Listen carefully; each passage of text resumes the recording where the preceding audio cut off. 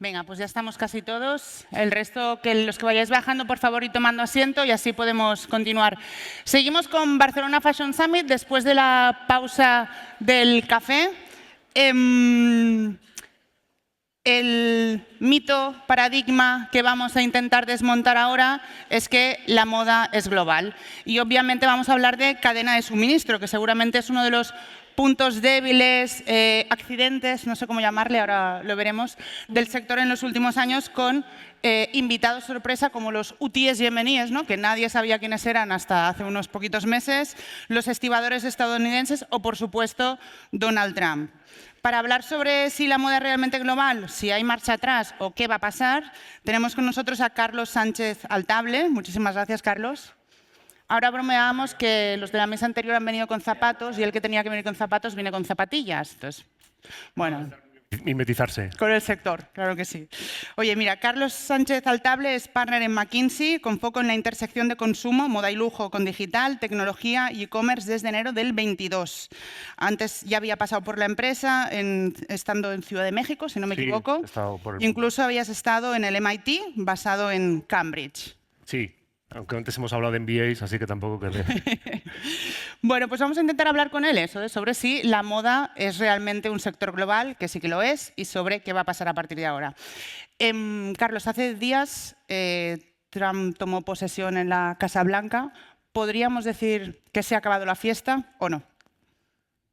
A ver, obviamente todos los escenarios son posibles, ¿no? Pero yo creo que al final trae dos grandes efectos, algunos positivos. O sea, creo que la visión actual de la agenda de Trump es aperturista económicamente, la política monetaria también va a ir a favor de todas las industrias y de esta industria en particular porque está muy ligada al consumo y es muy sensible a todas las variables macro que tocan el consumo.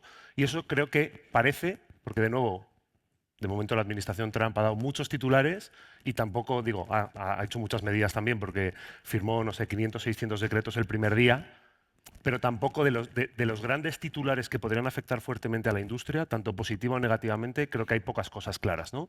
Pero esos efectos positivos de su agenda en general parecerían relativamente obvios. Y después, obviamente, tenemos todo lo relacionado con la política, la geopolítica, la política arancelaria, que claramente...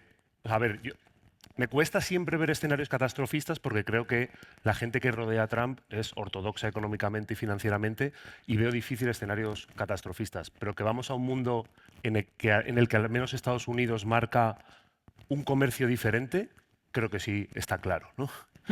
Y aparte de la primera administración de Trump, lo que nos queda es un efecto ya, por ejemplo, relativamente fuerte de las importaciones de moda entre China y Estados Unidos, ¿no? que bajaron 10 puntos, por ejemplo. O sea, ya de la primera administración de Trump, donde creo que, ¿sabes?, ya hubo ciertos efectos, ya se vieron cosas. ¿Vamos a ir en ese camino? Claramente sí. ¿Va a ser un escenario catastrofista? Creo que es difícil. Oye, ¿qué dirías que ha supuesto la globalización para la industria de la moda? ¿Realmente es el inicio de todo? ¿Es un acelerador? ¿Qué es? A ver, para empezar, creo que la mayoría de los que estamos aquí no hemos visto la moda sin globalización, porque en el fondo a ver, es un camino, ¿no? Pero la globalización empieza en los años 80, 90, cuando sobre todo los países de menor coste empiezan a poner a disposición de las marcas, por simplificar, mucha capacidad de producción, ¿no? Y es capacidad de producción de producto terminado, pero también de todos los eslabones que van anteriores en la cadena, ¿no? Que también son muy relevantes. Que siempre hablamos del porcentaje de importaciones del producto terminado, pero creo que hay muchos eslabones de la cadena que ahora cuando hablemos, si quieres, de debilidades, también son muy relevantes. A ver, yo creo que la globalización ha generado reducciones drásticas de costes, reducciones drásticas de precios, mucha más disponibilidad de producto. O sea, ha generado que todas las marcas que hoy tienen éxito probablemente hayan podido tener éxito porque han abierto la posibilidad a modelos de negocio que antes eran imposibles. La verdad me cuesta imaginar cómo era la moda de los años 40 o 50, pero al final entiendo que era un negocio hiperlocal, hiperartesano, donde la gente podía acceder a un número de prendas muy limitado al año, o, ¿sabes?, o en su vida. Y al final creo que toda la apertura de la industria de la moda como la vemos hoy viene de la globalización. Y probablemente en eso la moda es diferente a muchos otros sectores que siguen siendo bastante localizados, ¿no? O sea, la globalización afecta a todas las industrias, pero en industrias como la moda o los productos de consumo en general, ¿no? Pero muchos productos, por ejemplo, de consumo de los que encontramos en el supermercado siguen siendo bastante más locales en fabricación. La moda, la globalización de la moda creo que sí ha sido, no diría una excepción, pero de las industrias más globalizadas. ¿Y dirías que es reversible esa globalización? ¿Se puede volver o se volverá, no sé si un positivo o en negativo? Simplemente, ¿existe ese escenario de que volvamos a lo de los 40, 50 o no? Yo lo veo muy complicado. Sí existe un escenario de reducción de flujos, sí existe un escenario de, y ahora vemos como, no sabemos dónde vamos a acabar, pero donde el nearshoring para los diferentes mercados, que aquí puede significar norte de África y los países más cercanos de Asia, y en Estados Unidos puede significar América Central o América Latina, es un escenario más probable. A ver, creo que de ahí a que todas las producciones sean locales o semilocales o muy cercanas, es muy complejo. Y de nuevo, siempre hablamos de producto terminado porque son los datos que en general miramos en términos de importaciones. Cuando hablamos de fibras o cuando hablamos de hilos, o sea, que toda esa cadena se localice mucho más es muy complejo y va a ser un viaje que va a ir mucho más allá de la administración de Trump. Mencionaba Jim antes, ¿no? Hablaba del fast fashion y que los próximos 10 años van a ser complicados, ¿no? Decía, pero a la vez decía, hay que ser humildes porque hace 10 años decíamos lo mismo de este modelo. El modelo entonces no va a cambiar. Vamos a seguir teniendo una moda globalizada con cadenas de aprovisionamiento globalizadas. A ver, yo creo que va a haber más nearshoring, de nuevo, en los diferentes mercados, y cada uno con sus mercados que están más cercanos. Creo que algunos pasos de tier 3, tier 4 de la cadena también pueden ir progresivamente acercándose.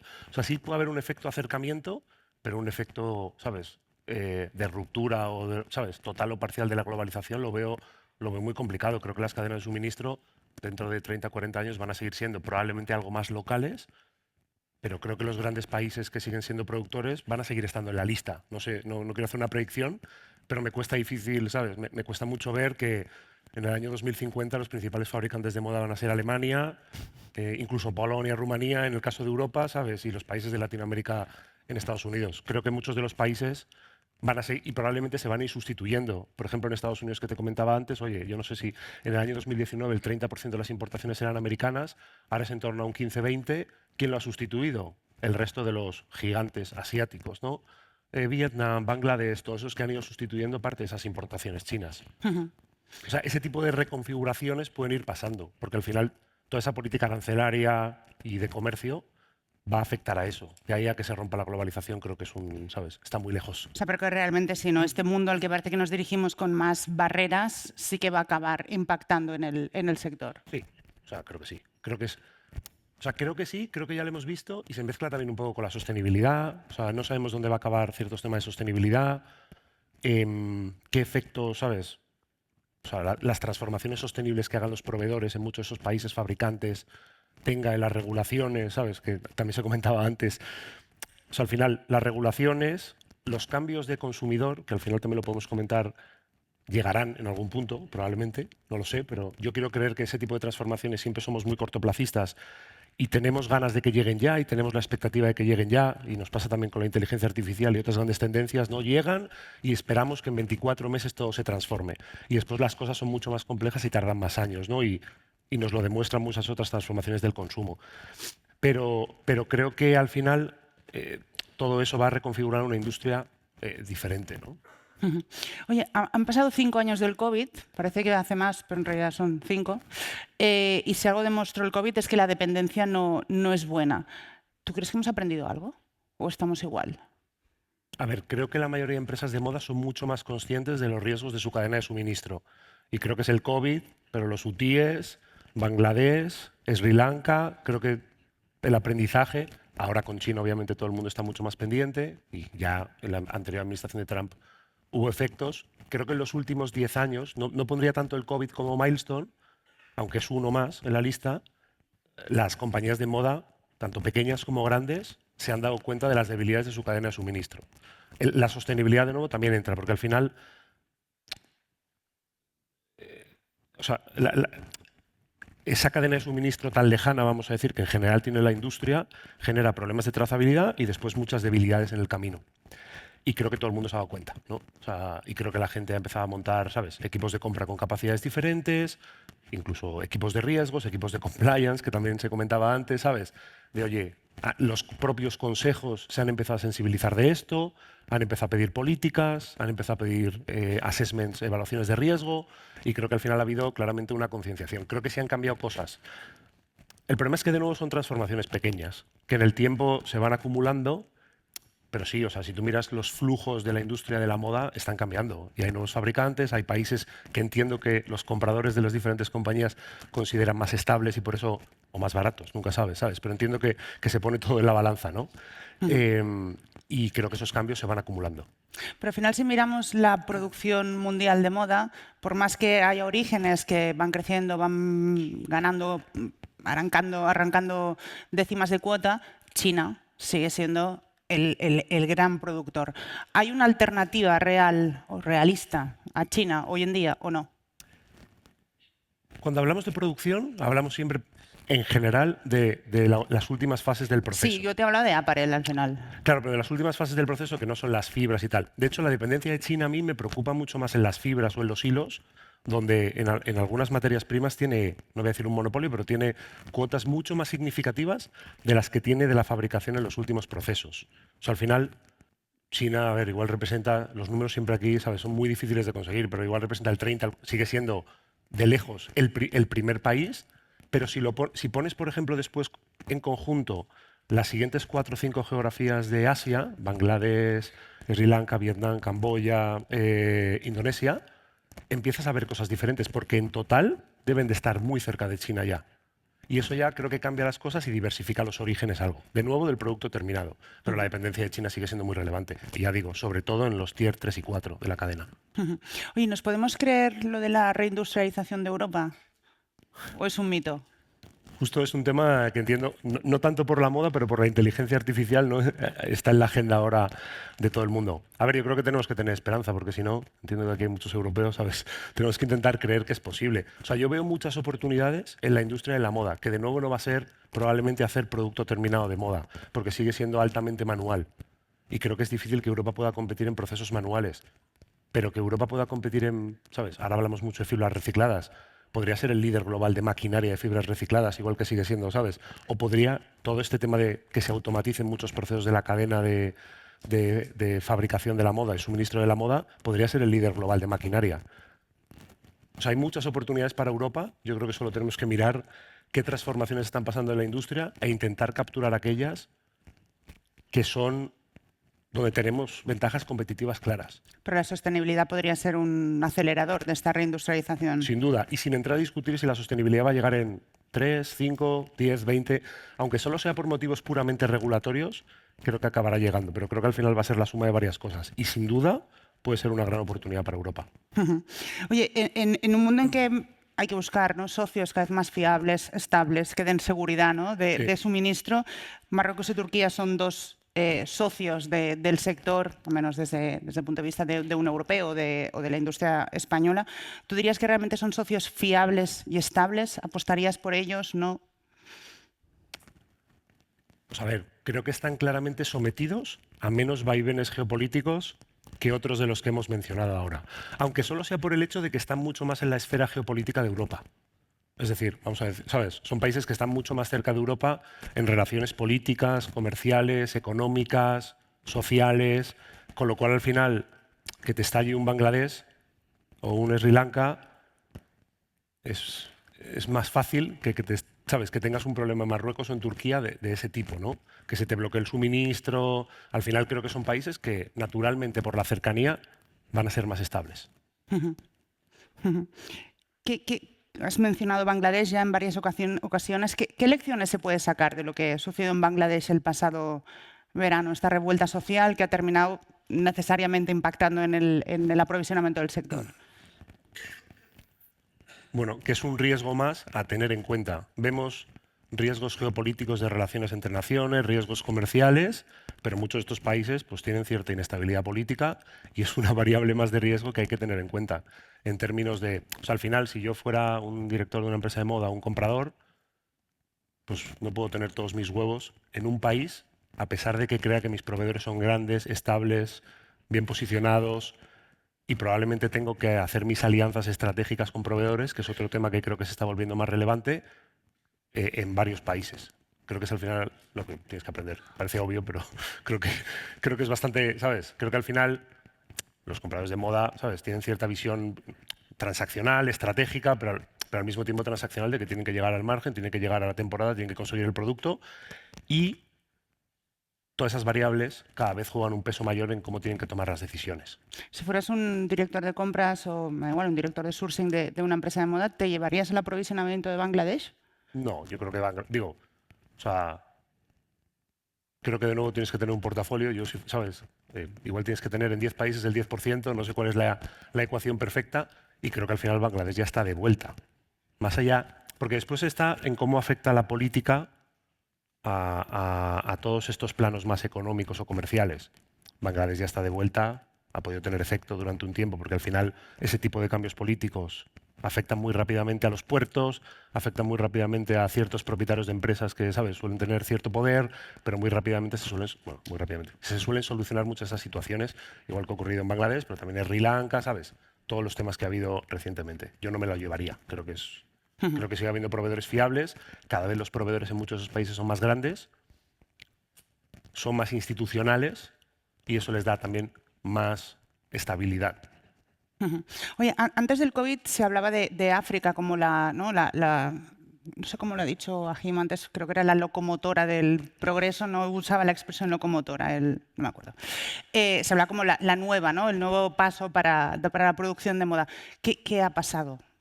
Hay que volver a mirar a África, más allá de Marruecos, obviamente. A ver, aparte de Marruecos, si tienes países de África que creo que han conseguido pasar la barrera, tipo Egipto.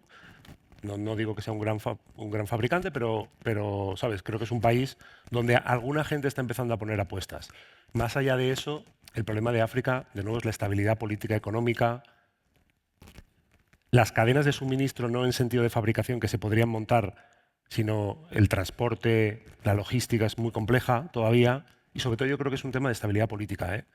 O sea, para que crezcan este tipo de clústeres, que al final tienen que crecer en clústeres de fabricación, o sea, te hace falta la logística, tanto para adentro como para afuera, ¿no? Porque te tienen que llegar materias primas y tú tienes que ser, asumiendo que vas a hacer el paso final de la fabricación, y te hace falta mucha estabilidad política para que crezcan esos clústeres y en África falta, yo creo. Si estuvieras en el consejo de una empresa de moda, ¿te preocuparía la seguridad de suministro? ¿Sería una top preocupación? Sí, ya lo comentaba antes, yo creo que muchos consejos ya lo han puesto en su top 5, top 10 de preocupaciones. O sea, 100%. No tengo mucha más, ¿sabes? Es 100%. Creo que me preocuparía bastante porque creo que es al final uno de esos temas. Seguro que están mirando el flujo de caja, que cosas súper relevantes, ¿sabes? El margen EBITDA y el ROI de las últimas 10 aperturas de tiendas. Y creo que esto es un tema fundamental, ¿sabes? Y donde un error puede costar mucho. Versus una apertura de tienda que, oye, pues cierras, perdiste, ¿sabes?, X miles de euros o lo que hayas invertido. Pero al final creo que esto es un sitio donde, ¿sabes?, es un punto difícil de comprender y que creo que tradicionalmente ha quedado muy en manos de los equipos de compras y todo el mundo lo daba por hecho. Daba por hecho que los equipos de compras, más allá de que fuera un punto de margen arriba, un punto de margen abajo, iban a ser capaces de conseguir el suministro en circunstancias de, ¿sabes?, de seguridad, más o menos de tiempos de entrega, y creo que pues ahora ya probablemente todo lo que hemos estado hablando te dice que eso, conseguir el margen, el producto, en tiempo y forma, cumpliendo los que cada vez van a ir siendo mayores requisitos de sostenibilidad y en condiciones de seguridad del suministro, es cada vez más complejo. Así que sí. Si damos un pasito adelante, ¿no?, en esa cadena de valor. Hace calor, ¿eh? Se nota el foco, sí. ¿Verdad? Nos estamos pasando francamente mal. Si aguantamos. Si damos un pasito adelante, ¿no?, en esa cadena de valor, al final si pensamos en las grandes disrupciones que un año pasado en el sector, una fue el Mar Rojo y la otra, aunque fue amenaza, no llegó del todo, fueron los estibadores americanos. ¿El riesgo de la moda está en el mar hoy en día? O sea, claramente es una fuente de riesgo mucho más que se ha tangibilizado mucho más y que creo que es todavía más volátil. Porque al final, si tú miras por dónde pasa un barco para venir desde China hasta aquí, todos son problemas, déjame que te diga. O sea, todos son problemas potenciales.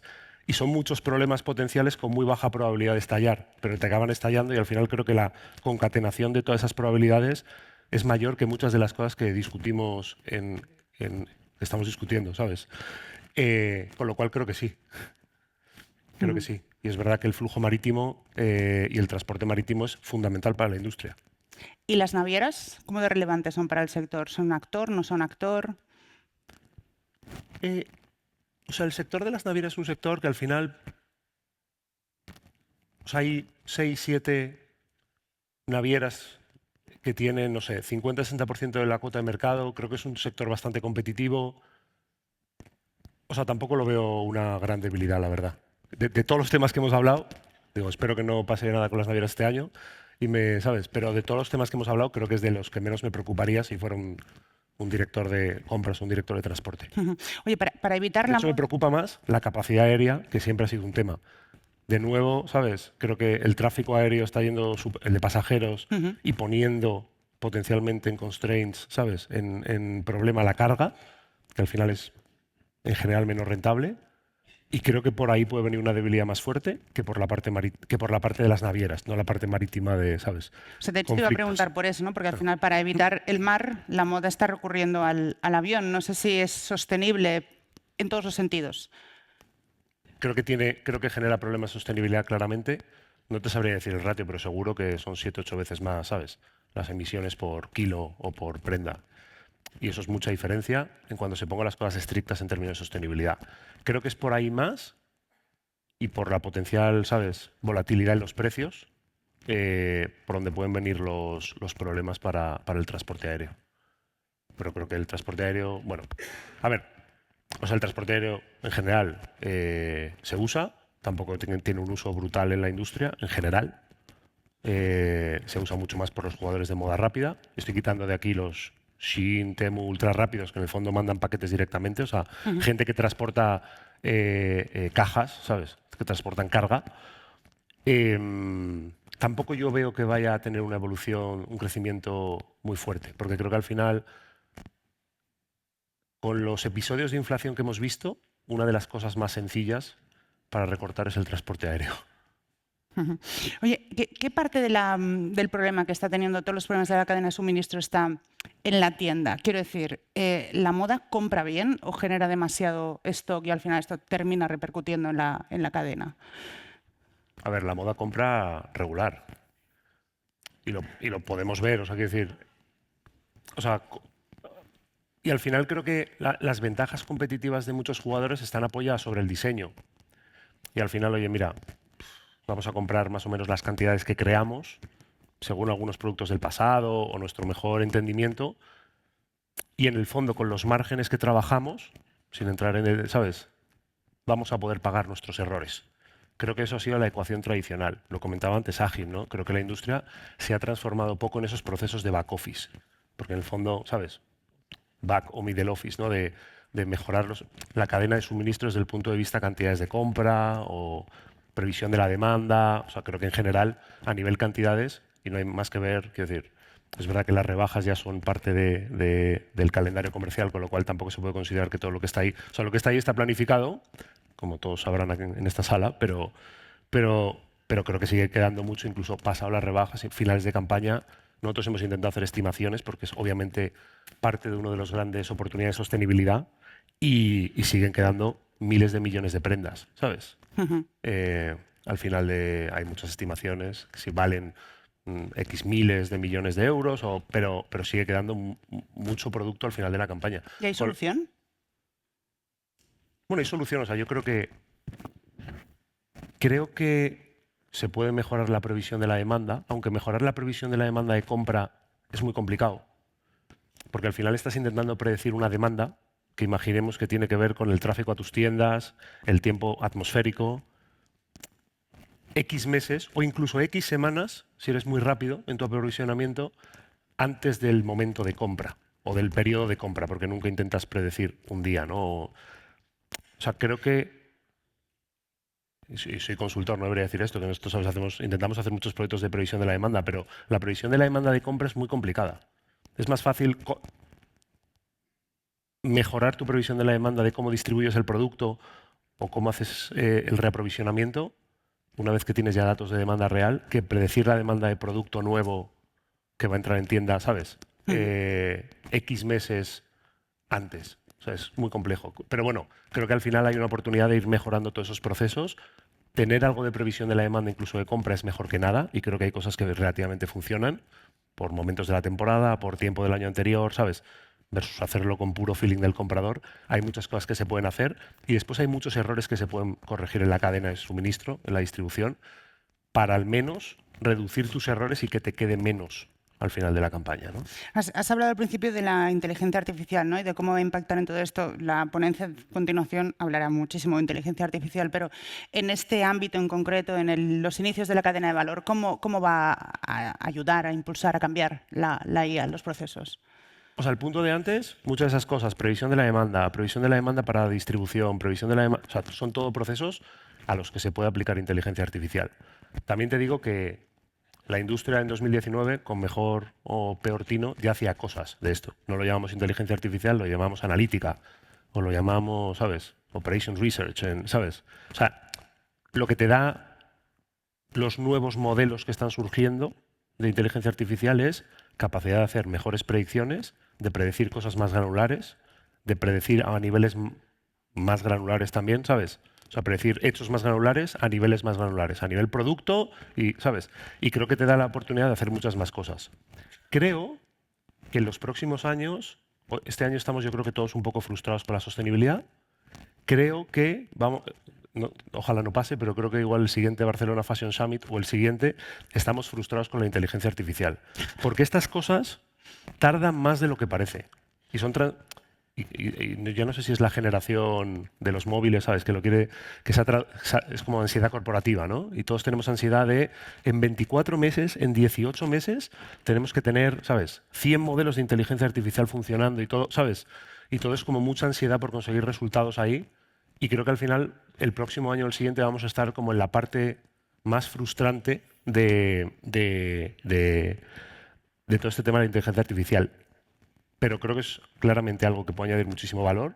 Creo que hay muchísimas cosas probadas. El problema es que, de nuevo, la industria de la moda se ha transformado muy poco en el back office. Hay muy pocos datos y es complejo de hacer, con lo cual a la industria de la moda le va a costar todavía más que a otras industrias.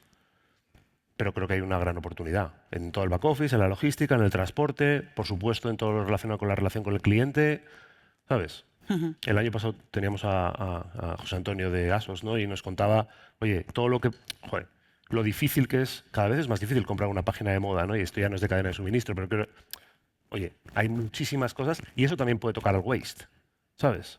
Al final del todo, con lo cual hay muchas oportunidades. Hemos hablado mucho de Mar Rojo y si pensamos en la huelga de los estibadores, al final venía en gran parte, o una parte de ella venía por la automatización de los procesos en los puertos, ¿no? Sí. La negativa de los estibadores, obviamente, a que se automaticen. ¿La producción de moda se puede automatizar más? ¿Esa parte inicial de la cadena de valor se puede automatizar? O sea, depende de los procesos, ¿no? Yo creo que los procesos al inicio de la cadena, de las fibras y tal, tienen grados de automatización decentes. O sea, vas a una fábrica que hace hilo y ves personas, pero, ¿sabes? No ves tantas personas. Yo he ido a, ¿sabes? A todos los pasos de la cadena para... Pero sigues siendo una fábrica de vaqueros o una fábrica de camisetas y sigues viendo mucho proceso manual, ¿no? Independientemente de que haya movimiento de mercancías u otras cosas que ya está muy automatizado, sigue habiendo mucho proceso manual. O sea, creo que hay mucho que se puede hacer, pero creo que también, bueno, hay empresas de maquinaria que llevan años intentando automatizar procesos de, ¿sabes? De cortado, no digo el cortado inicial, sino los cortados más finos, y es complejo. Hay muchos temas de complejidad, pero creo que sí, ahí hay un ámbito de oportunidad y al punto de antes, toda una oportunidad para la industria europea que siempre ha sido pionera, ¿sabes? Seguimos siendo los principales vendedores de mucha de la maquinaria de la industria, de la maquinaria, que al final se usaría para la automatización de esos procesos. Es una gran oportunidad para Europa. ¿Y la producción bajo demanda, te la crees?